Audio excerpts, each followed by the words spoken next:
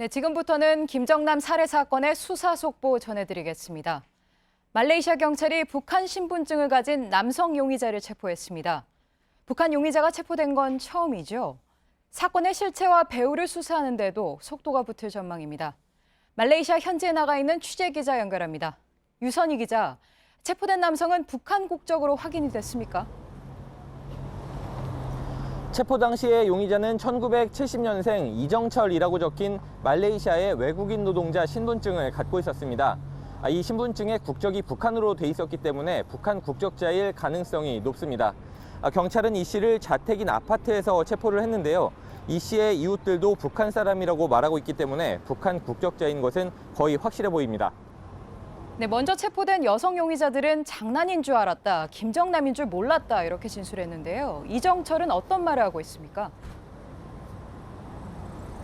이정철의 진술 내용은 아직 파악되지 않았습니다. 하지만 경찰은 이 씨가 범행에 직접 나서지 않은 점으로 밀어서 단순 가담자가 아닌 기획자 혹은 주동자일 가능성을 의심하고 있습니다. 특히 이 씨가 앞서 체포된 인도네시아 여성과 직접 접촉한 정황이 포착돼 경찰은 여성들에게 범행을 직접 지시한 북한 정찰총국 소속 공작원일 가능성도 배제하지 않고 있습니다. 네, 사건 초기에 좀 쉽게 체포된 여성 2명에 비해서 남성 4명은 행적이 묘연해서 사건이 미궁에 빠질 수 있다는 우려도 나왔는데요. 어떻게 체포가 됐습니까? 네, 말레이시아 경찰은 인도네시아 국적 여성을 체포한 이후에 이 씨를 미행해온 것으로 알려졌습니다. 그러면서 이 씨가 다른 용의자들과 접촉하기를 기다렸지만 하루 넘게 별다른 움직임이 없자 아파트를 급습해 체포했습니다.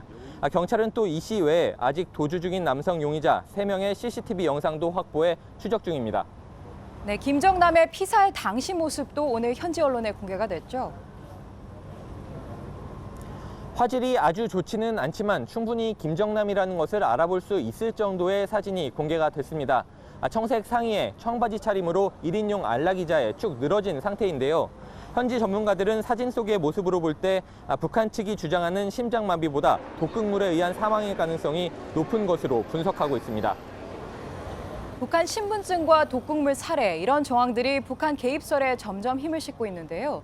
북한 반응은 어떻습니까? 강철 주 말레이시아 북한 대사는 이정철 체포 직후인 어젯밤 11시 반쯤 바로 이곳 김정남의 시신이 안치된 부검실 앞으로 찾아와서 시신 반환을 강하게 요구했습니다. 강 대사의 발언 직접 들어보시겠습니다. And I strongly demand to release the body to our side without any further delay. But they rejected. 강 대사는 또 한국 정부가 복잡한 정치적 스캔들을 잠재우기 위해서 말레이시아 경찰 수사에 영향력을 미치고 있다면서 말레이시아 정부가 북한의 적대적인 세력과 야합해서는 안 된다고 주장을 했습니다. 정치적 스캔들이라는 것은 최순실 게이트를 의미하는 것으로 보이는데 북한이 형세가 점점 불리하게 돌아가니까 이에 선을 긋기 위한 행동으로 보입니다. 네, 말레이시아에서 유선희 기자였습니다.